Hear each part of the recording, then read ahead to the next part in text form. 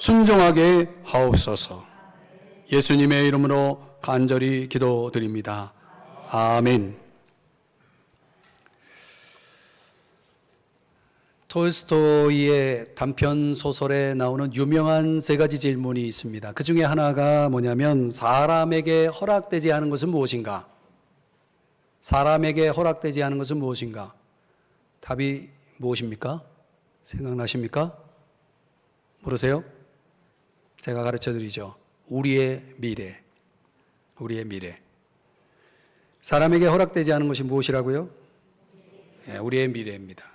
자, 오늘 성경도 그 미래에 대해서, 내일에 대해서 가르침을 주고 있습니다.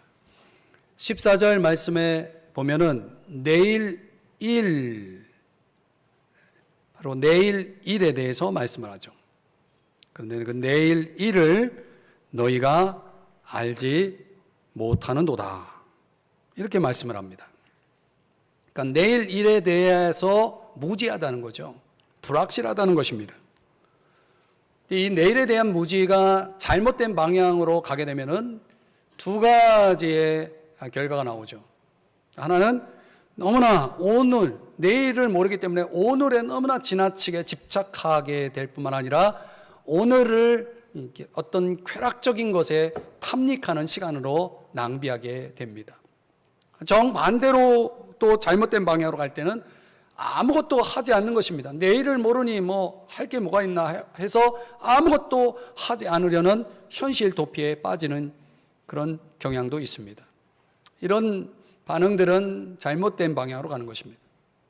근데 오늘 우리가 이제 살펴볼 본문과 성경 전체 속에는 이런 내일에 대한 무지로 인해서 우리가 소극적으로는 하지 말아야 될 두 가지, 먼저 좀 살펴보면요, 소극적으로는 하지 말아야 됩니다. 내일에 대해서 이 두 가지는 하지 말아야 된다. 첫 번째가 뭐냐면 염려하지 말라.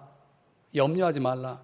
우리 마태복음 6장 34절의 말씀을 같이 읽어볼까요? 시작. 그러므로 내일 일을 위하여 염려하지 말라. 내일 일은 내일이 염려할 것이요 한날의 괴로움은 그날로 족하니라. 아멘. 여러분, 오늘 하루를 염려해도 염려할 게 많은데 내일까지 염려하십니까? 그렇게 하지 말라는 거예요. 그 내일에 대한 염려는 사실 무용합니다. 소용이 없다는 거죠. 자, 두 번째 우리가 하지 말아야 될 게 뭐냐면, 내일에 대해서 하지 말아야 될 거, 잠언 27장 1절에 보면 자랑하지 말라, 이렇게 말씀합니다. 또 읽어보죠. 시작. 너는 내일 일을 자랑하지 말라. 하루 동안에 무슨 일이 일어날는지 내가 알 수 없음이니라. 여러분, 오늘 일어나는 일도 모르는데 내일 일을 자랑해요? 말이 안 되죠. 하지 말라는 거예요. 염려하지 말라, 자랑하지 말라. 이게 대표적으로 내일에 대해서 우리가 하지 말아야 될 것입니다. 근데 오늘 성경 본문에는 반대로 우리가 해야 할 것, 내일에 대한 무지를 인정하면서 이제 저와 여러분이 내일에 대해서 어떻게 내일을 대해야 하느냐, 또 내일을 대하면서 우리가 해야 할 일이 무엇이냐, 오늘 본문에서 세 가지를 교훈해 주고 있습니다. 첫 번째는 감사입니다. 감사. 자, 한번 따라 하십시다. 감사. 여러분, 우리에게 있어서 내일은 무엇입니까? 여러분이 내일을 만들 수 있습니까? 내일은 만드는 게 아니라 기다리는 거죠. 주어지는 것입니다. 그래서 우리는 내일을 선물이라고 말하는 거죠. 자, 오늘 본문 13절을 다시 보시면 여기 이런 표현들이 나옵니다. 오늘이나 내일이나, 또 1년을 머물며. 어떤 시간적인 그런 용어들이 등장을 하죠. 자, 그런데 오늘 우리가 좀 생각해 볼 것은 무엇이냐면, 사람이 살면서 착각하는 것이 있는데, 오늘 이 13절에는 두 가지 착각을 소개하고 있는 것입니다. 하나는 뭐냐면 시간에 대한 착각입니다. 오늘이나 내일이나 우리가 뭘 하자라고 말하고 있습니다. 1년을 거기서 뭐 하자라고 말하고 있죠. 근데 이 말 속에는 시간을 자기 마음대로 할 수 있다라는 생각이 깔려 있는 거죠. 마치 내일의 시간이 수레바퀴처럼 다시 당연하게 다시 돌아온다라고 하는 그런 생각을 갖고 있는 것입니다. 이것은 틀린 생각입니다. 이 동양적인 문화권 속에서 시간관은 윤회적 시간관입니다. 윤회적이라는 것은 계속 순환이 된다는 거죠. 돌아온다는 거죠. 가고 오고 계속 돌고 도는 거예요. 그래 항상 시간이 나에게 계속 채워져 있는 거죠. 쓰면 채워지고 쓰면 채워지고. 이런 윤회적 시간관이 동양적인 사고 문화권 속에서 갖는 시간관이라면 이 기독교 시간관은 직선적 시간관입니다. 말하자면 영원에서 영원부터 영원까지 계속 흘러가는 것입니다. 시간은. 그래서 시간은 흘러가면 다시 오지 않는 것입니다. 그런 직선적인 시간 속에서 하나님이 언약적인 자비에 의해서 우리에게 오늘을 주시고 내일을 주시는 것. 그래서 우리는 선물로 받는 것입니다. 시간이란 그래서 선물입니다. 또 어떤 착각을 하냐면 생명에 대한 착각을 합니다. 자, 한번 말씀을 다시 보시면 13절. 오늘이나 내일이나 1년을 머물며. 자, 여기 지금 이 표현 속에는 오늘에 대해서 이야기하고 있고 내일을 이야기하고 있고 1년을 어떻게 하겠다 뭐 이런 식으로 지금 뭐 하고 있냐면 자신의 계획을 밝히고 있는 거죠. 근데 이 계획 속에 착각이 뭐냐면 내일이 있을까요? 이 사람에게 1년 후에 이 사람이 살아 있을까요? 무슨 말이냐면 이 계획 속에는 내가 원하는 데 계속 생명이 이어질 수 있다라는 전제를 깔고 있는 거죠. 그러니까 생명을 당연한 권리라고 여기는 교만이 들어있는 것입니다. 착각하지 마셔야 됩니다.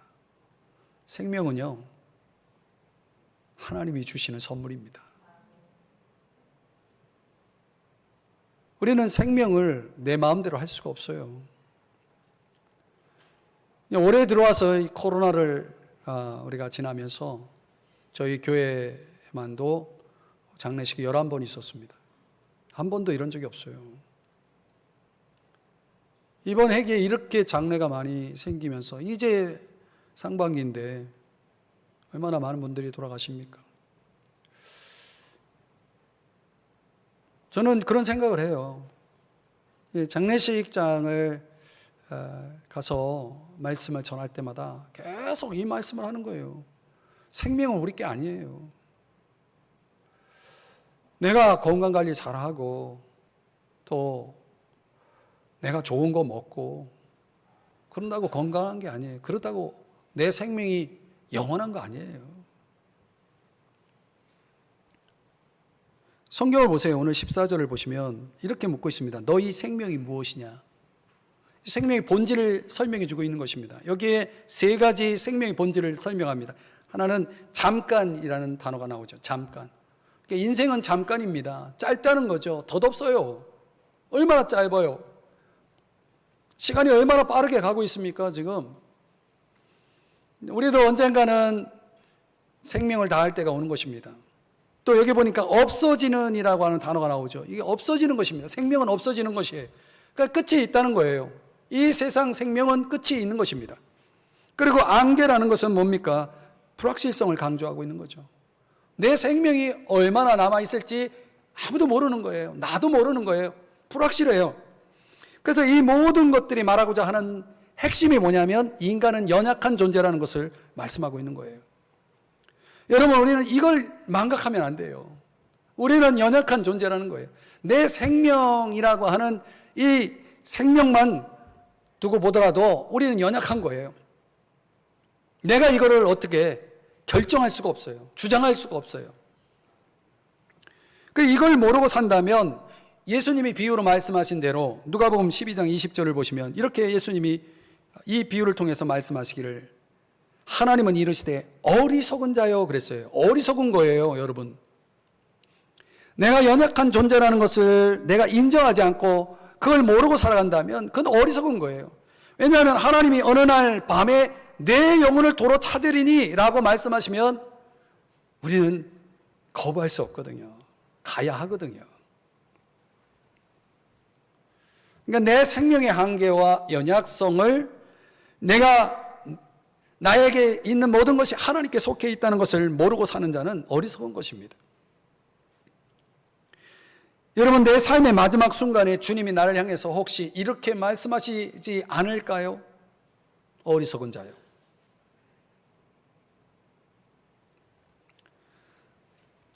저 구약의 지혜자 솔로몬은 인생을 이렇게 이해를 합니다. 전도서 3장 13절 말씀을 자막의 내용만 같이 읽어볼까요? 시작. 누리는 그것이 하나님의 선물인 줄도 또한 알았도다. 그럼 선물인 거예요. 우리가 누리는 거, 우리가 갖고 있는 이 생명 다 선물인 거예요. 이걸 망각하면 안 돼요. 사람이 살면서 이런 중요한 가치를 모르고 사는 그런 인생들이 참 많다는 생각이 듭니다. 여러분, 내가 건강이 계속되면 그게 하나님의 은혜라는 걸 몰라요.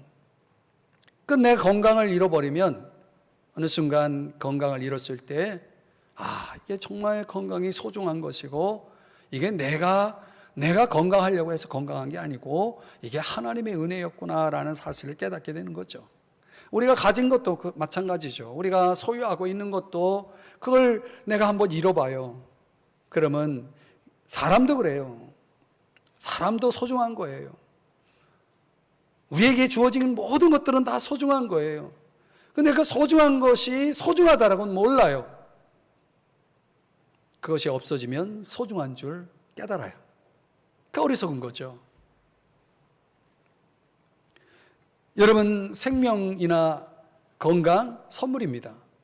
우리가 성취하는 것, 또 우리가 소유하고 있는 것, 우리 삶에 주어져 있는 것 다 선물입니다. 무엇보다도 우리의 내일이 선물입니다. 그러니까 우리는 이 모든 것들, 나에게 주어지는 것들을 단 한 번 주어지는 하나님의 선물이라고 여기면서 살아야 되는 거예요. 여러분에게는 어떤 감사가 있나요? 여러분의 인생 속에 정말 감사하다라고 생각되는 건 무엇인가요? 오늘 본문의 맥락 속에서 강조하고 싶은 것은, 여러분이 오늘을 살고 있다면 이거 감사해야 됩니다. 그리고 여러분에게 내일이 온다면 그 내일은 정말 감사해야 됩니다. 우리가 해야 할 일은 날마다 하나님의 선물로 우리에게 주어지는 날마다의 삶을 감사하는 것입니다. 여러분 모두가 감사하며 사시기를 바랍니다. 자, 우리가 해야 할 두 번째는 맡기는 것입니다. 자, 오늘 본문에서 우리는 생각해 봐야 되는데요. 사람들이 살면서 착각하는 게 또 있다고 말씀드리고 싶어요. 그게 뭐냐면, 내가 결정한 대로, 내가 생각하는 대로 된다라는 것. 이게 착각이죠. 내가 결정하고 내가 생각하는 대로 될 것이다. 이런 착각은 어떤 전제를 깔고 있냐면, 나는 나의 성공을 위해서 필요한 모든 것을 갖고 있다라고 생각해요. 그래서 개인이 가지고 있는 역량이나 어떤 능력, 자신의 것에만 의존하면서 그 성공을 향해서 달려가죠. 물론 우리 주변에는 그렇게 해서 성공하는 사람들도 있습니다. 충분히 그럴 만한 개인적인 능력을 갖추어서 성공하는 사람도 있죠. 그러나 그런 성공이라는 것은 잠시 주어지는 성공이죠. 궁극적인 성공이라고 할 수가 없죠. 생각대로 되지 않습니다. 내가 마음먹은 대로 되지 않습니다. 우리가 다 경험하는 일들이죠. 이 프랑스 사람들은요, 일이 뜻대로 되지 않으면 이렇게 양팔을 벌리고 어깨를 으쓱하면서 이 단어를 사용한다고 합니다. 세라비. 들어보셨나요?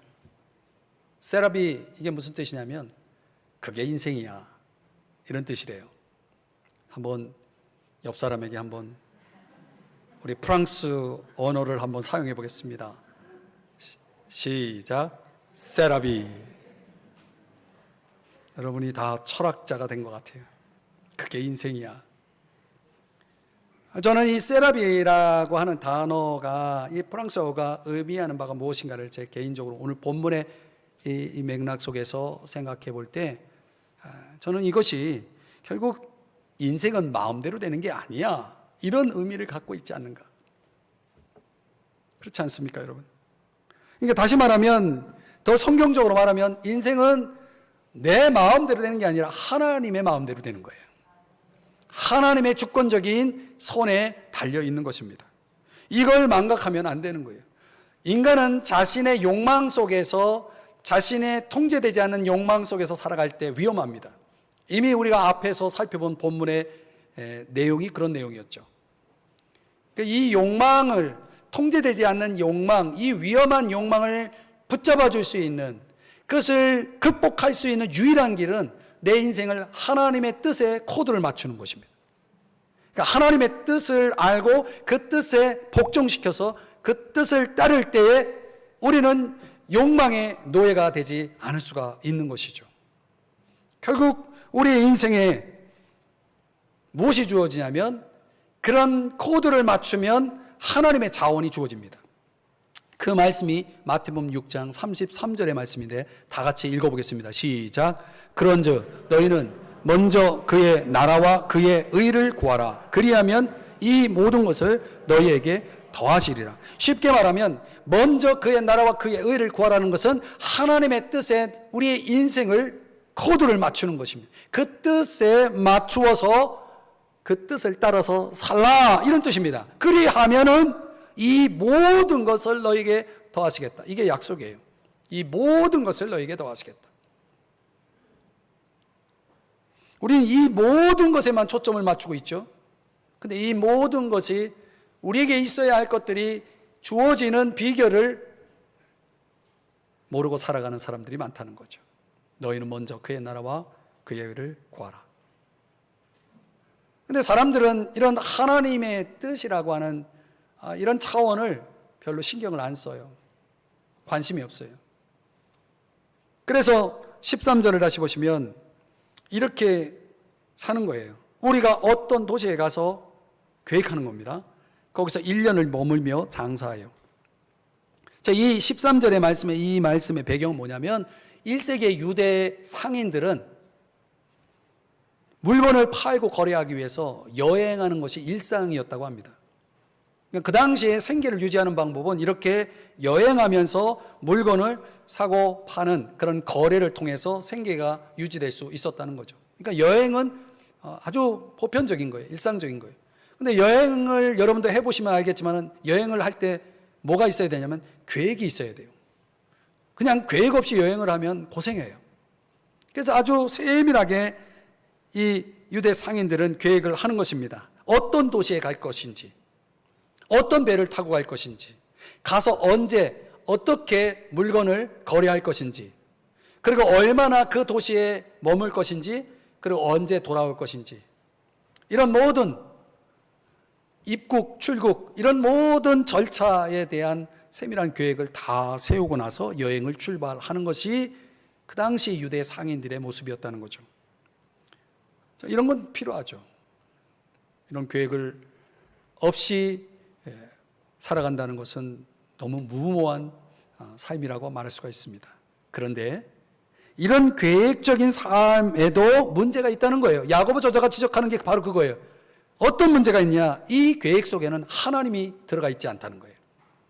하나님이 없다는 거예요. 여러분, 하나님이 없는 계획이 많아요. 그냥 나의 계획에 불과한 것들이 참 우리 인생에는 너무나 많다는 거죠. 하나님을 플러스하지 않아요. 하나님을 고려하지 않는 거죠. 15절의 말씀을 보시면은 다 같이 읽어보겠습니다. 시작. 너희가 도리어 말하기를 주의 뜻이면 우리가 살기도 하고 이것이나 저것을 하리라 할 것이거늘. 이 주의 뜻이면이라고 하는 이 말씀이 굉장히 중요한 거예요.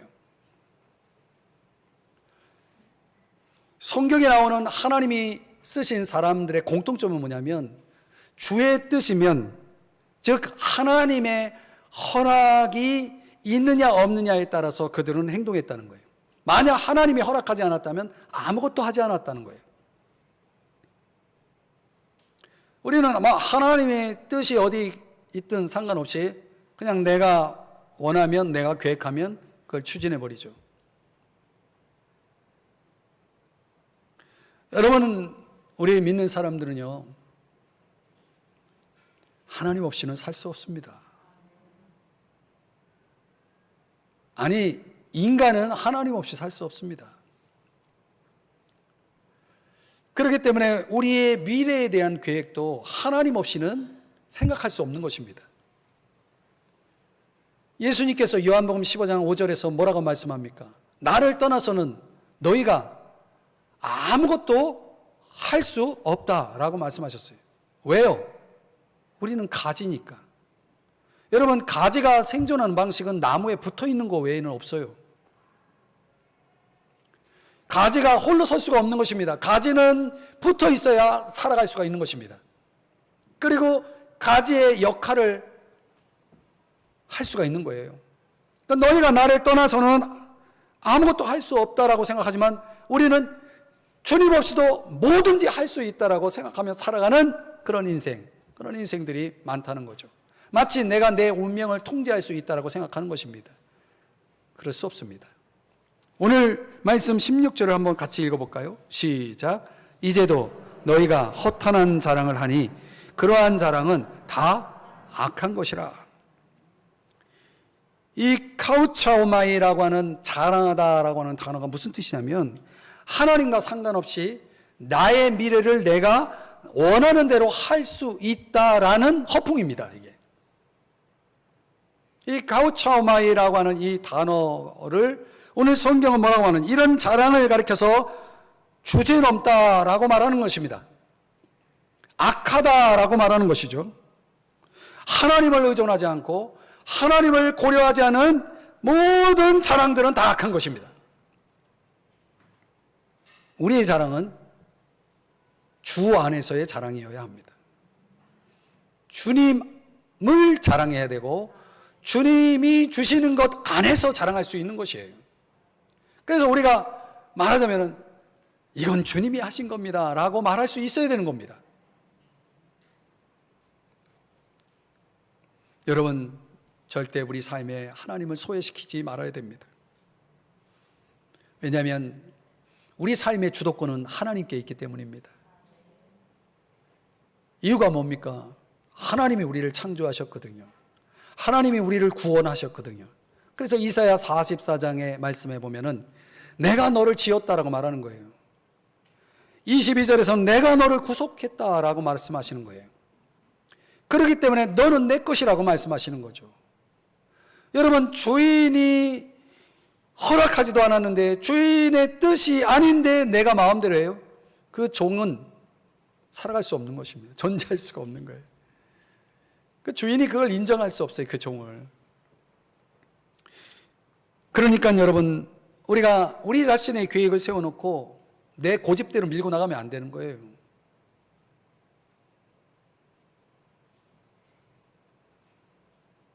제가 수개월 동안 하나님 앞에 씨름했던 문제가 바로 이겁니다. 여러분, 우리가 원한다고 되는 게 아니고 우리가 열심히 달린다고 되는 게 아니에요. 원하는 자로 말미암도 아니고 다른 박질을 하는 자로 말미암도 아니고 오직 긍휼히 여기시는 하나님으로 말미암음이니라 라고 하는 말씀이 나옵니다. 그런 거예요. 그러니까 우리는 그저 순전한 마음으로 주의 뜻이면 우리가 살기도 하고 이것이나 저것을 하겠습니다 라고 말하는 것이 중요한 것입니다. 물론 목표를 세워야죠. 계획도 해야죠. 그러나 그 목표에, 그 계획에 하나님이 빠지면 안 된다는 거예요. 왜? 그분이 빠지면 실망만 안겨다 줄 것이기 때문입니다. 왜죠? 미래가 그분의 손에 있거든요. 미래는 나의 계획에 달려있는 것이 아니라, 나의 목표에 달려있는 것이 아니라, 미래는 그분의 손에 달려있는 것입니다. 그래서 우리가 어떤 일을 생각하고 계획할 때 이런 물음을 던질 수 있어야 됩니다. 나 자신에게. 이 계획이 과연 하나님이시라면 어떻게 보시겠는가? 이 계획이 과연 하나님의 뜻, 하나님의 소원을 반영하는가? 적어도 이런 물음을 통해서 저와 여러분이 결정하고 계획해야 한다는 거죠. 여러분, 가정의 중요한 문제를 놓고 계획을 세울 때 기도하시나요? 여러분, 자녀들의 진로를 결정하면서 그들의 출세, 그들의 장래를 위해서, 그들의 돈을 위해서 생각하면서 과연 그들을 향한 하나님의 뜻을 구하시나요? 이사를 하면서도 직장이나 일터나 자녀들의 학군은 다 고려하지만 과연 하나님의 뜻을 묻는 기도가 있나요?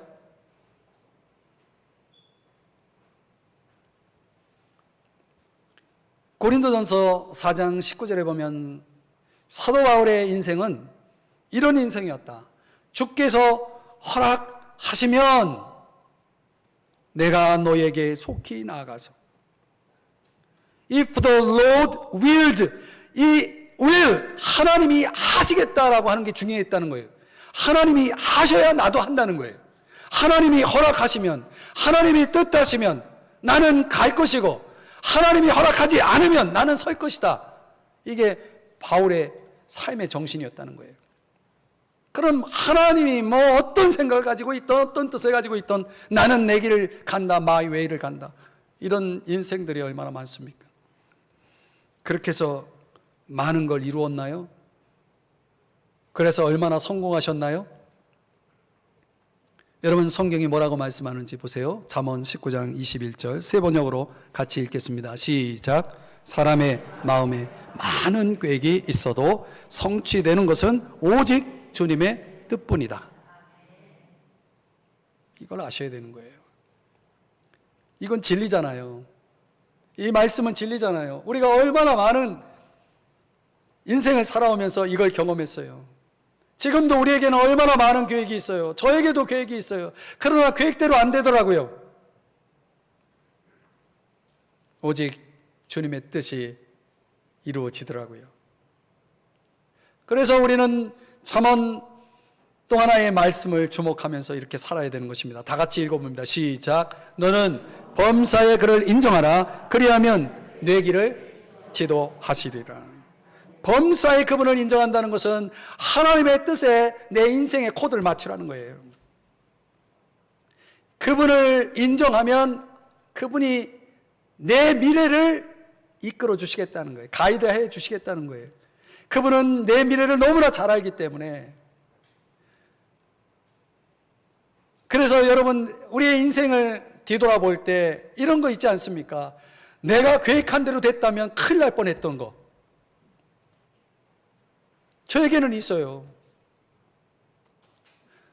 제가 정말 하고 싶고 정말 가고 싶은 그 무엇을 위해서 계획하고 추진했는데 과연 그렇게 되었다면 큰일 날 뻔했다는 것을 나중에 깨닫고 하나님께 감사한 적이 있어요. 여러분, 깨달아야 됩니다. 그래서 청교도들은, 과거의 그 청교도들은 그 신앙생활의 원칙에 있어서 이걸 가지고 살았다는 거예요. 뭐냐면 주님을 기다리는 겁니다. 계속 웨이팅 하는 거예요. 그 기다리면서 뭐 하냐면 기도하는 거예요. 기도하면서 뭘 구하냐면 하나님의 뜻을 구하는 거예요. 그러니까 하나님의 뜻을 위해서 충분히 기도한 후에 결정해도 늦지 않아요. 하나님의 뜻을 무시하고 아무리 빨리 가도 그 길은 망하는 길이기 때문에, 그 길은 실패의 길이기 때문에 빨리 간다고 좋은 게 아니거든요. 결국은 충분히 기도하고 충분히 기다린 후에 주님이 뜻하셨다 할 때 움직여도 우리는 늦지 않아요. 그때 가서도 우리는 우리가 원하는 것을 이룰 수가 있는 거예요. 그것이 하나님의 뜻 안에 있기 때문에. 사랑하는 여러분, 저와 여러분이 내일에 대해서 해야 할 일이 뭡니까?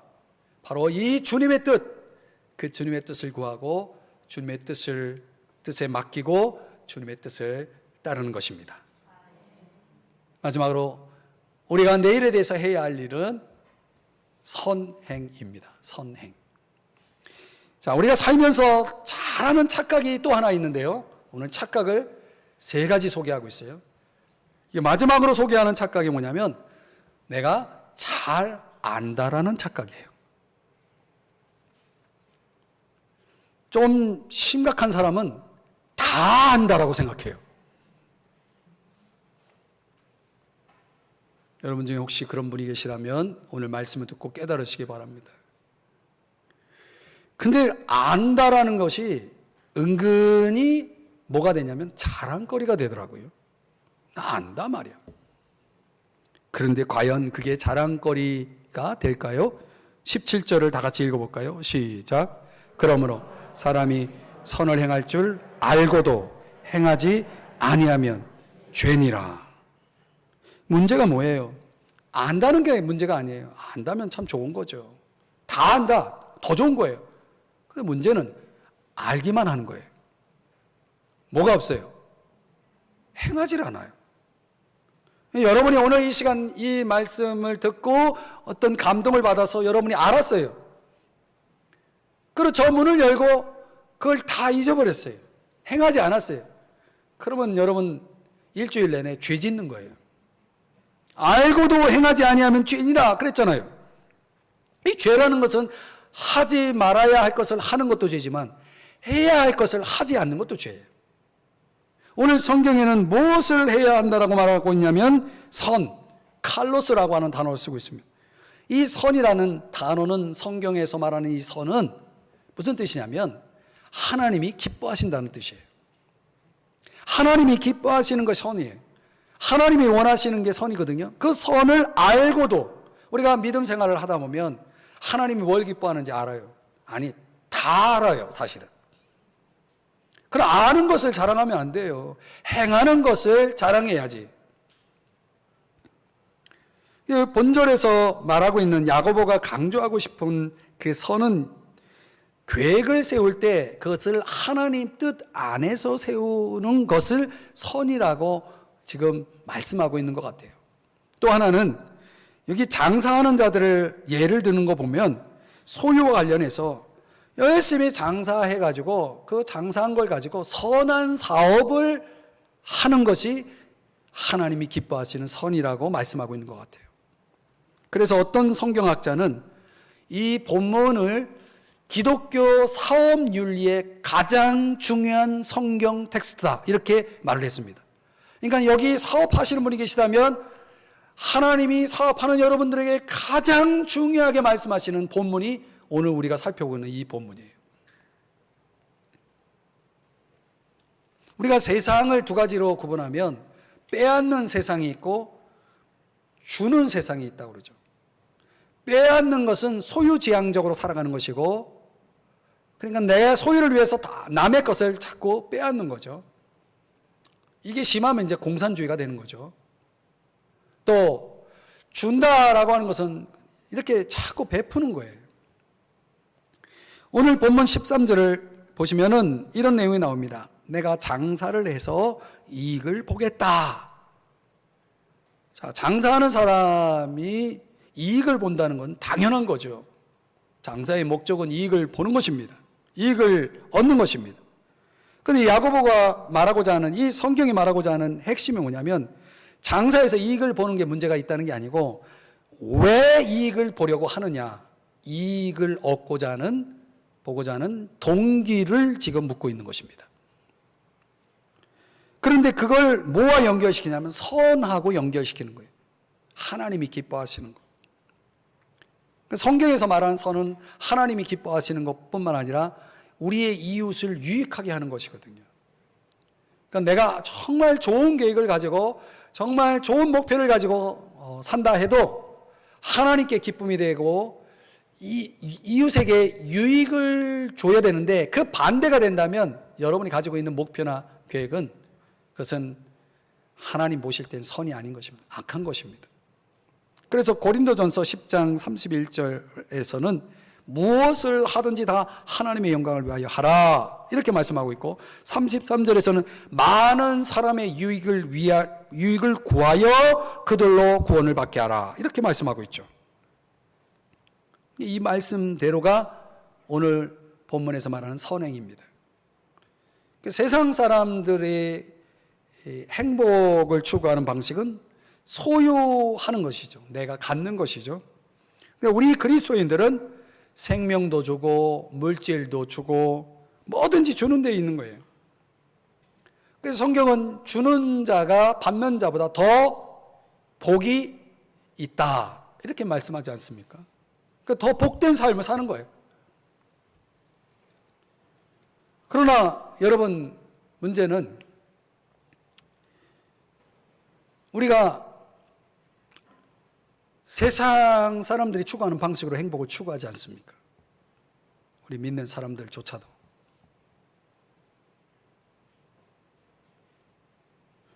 이 서구 문화권에 유행하는 병이 하나 있는데요.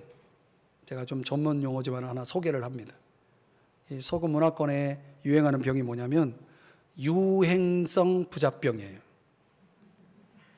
영어로는 애플렌저라고 하는 단어를 쓰는데, 이거는 이제 영어 성경 사전에 찾아보니까 이 애플렌저라고 하는 단어가 무슨 뜻인가 했더니 이렇게 나와 있어요. 막대한 상속을 받은 여자가 무력감, 권태감, 자책감 따위를 갖는 병적 증상이다. 이게 사전에 나와 있는 그대로 여러분이 소개한 겁니다. 이제 이 유행성 부자병이 좀 더 쉽게 풀어드리면은 삶이 굉장히 넉넉해요. 가진 게 많아요. 영어로는 full, 꽉 찼어요. 아니 차고 넘쳐요. 그런데 성취감, fulfilled, 그러니까 성취감이라는 것은 없어요. 이상하죠. 왜 가진 게 많은데 마음속에 fulfilled, 만족이, 성취감이 없을까요? 이게 유행성 부자병이라는 거예요. 문화라는 자체가 부유해지면요, 사람들이 덧없는 만족으로 향하게 되어 있습니다. 덧없다는 것은 비어있다는 거거든요. 만족이 없다는 거예요. 그러니까 덧없는 만족으로 향하여 가는 만큼 그 부유한 문화는 계속 하나님으로부터 우리를 멀어지게 합니다. 하나님으로부터 멀어지고 아무 쓸모없는 만족을 향해서, 덧없는 만족을 향해서 계속 달려가게 만들어요. 그러면서 결과적으로는 우리 믿는 사람들이 추구해야 될 제자도, 예수 그리스도를 따르는 제자됨의 도리를 귀찮아하고 불편해하고 그 따르는 것을 굉장히 싫어하게 되어 있죠. 그래서 우리 믿는 사람들 속에 뭐가 빠져나가냐면 제자도가 빠져나가는 거예요. 오늘날 가만히 보면요, 사람들이 하나님부터 점점 멀어지고 있어요. 여러분이 우리나라가 한때 믿는 사람이 4분의 1인 적이 있었어요. 4분의 1. 네 사람 중에 한 사람이 믿음을 가졌던 때가 있었습니다. 지나가는 사람 붙잡고 물어보면 예수 믿는다고 말하는 사람이 그렇게 많았다는 거예요. 교회마다 사람이 차고 넘쳤어요. 그때가 언제냐면 가난할 때였어요. 가난할 때였어요. 우리나라가 산업화가 되고 이제 상당히 문명화되면서 이제 세계 열강의 그 선진국 대열의 어깨를 나란히 하고 있는 이 부유함의 문화 속으로 우리나라가 들어오면서부터 사람들이 교회를 떠나기 시작했습니다. 왜? 덧없는 만족을 향해서 가기 때문에. 교회를 빠지는 것을 아무런 고민 없이 합니다. 이게 애플랜저라고 하는 단어가 우리 시대에 유행하고 있기 때문에 벌어지는 일들이라는 거예요. 그래서 오래된 책이지만 플라톤의 행복론에 의하면 5가지가 있으면 좋다, 이런 내용이 있습니다. 간단하게 소개하면 재산은 먹고 살 수 있기에 조금 부족할 정도가 좋다. 외모는 모든 사람이 칭찬하기에는 조금 모자란 것이 좋다. 명심하세요. 명예는 자신이 생각하는 것의 절반만 가지면 좋다. 체력은 한 사람과 겨루면 이기고 2사람과 겨루면 질 정도가 좋다. 힘이 너무 세도 문제가 된다는 거예요. 그 힘을 엉뚱한 데 쓰니까. 말 솜씨는 연설할 때 쳐주는 절반의 박수만 받아도 좋다. 이런 5가지를 이야기합니다. 여기서 이 절반의 의미, 이 플라톤이 말하고 있는 절반의 의미가 뭐냐면, 그가 말하는 절반은 덕이에요. 이게 덕. 오늘 이 성경의 본문의 의미를 가지고 말한다면 만족이죠. 만족. 이런 절반의 만족이 우리의 인생 속에 찾아오면 우리는 이기심을 이겨낼 수 있는 것이고, 더 나아가서 우리는 하나님과 이웃을 위해서 선을 베풀며 살아갈 수가 있는 거예요. 사랑하는 여러분, 우리에게 주어져 있는 모든 것들은 주의 뜻이면이 전제가 되어 있는 거예요. 그러니까 우리에게 주어진 모든 것들은 주의 뜻이면 언제든지 선을 베풀 수 있는, 하나님이 기뻐하시는 일, 이웃에게 유익될 수 있는 일들을 할 수 있는 기회를 제공하는 것들이라는 거죠. 그런 도구들이에요. 그러면 그것이 우리에게는 좋은 내일을 가져다 준다는 거예요. 디모데전서 6장 18절 19절의 말씀입니다. 선을 행하고 선한 사업을 많이 하고 나누어 주기를 좋아하며 너그러운 자가 되라. 제발 너그러운 자가 되라.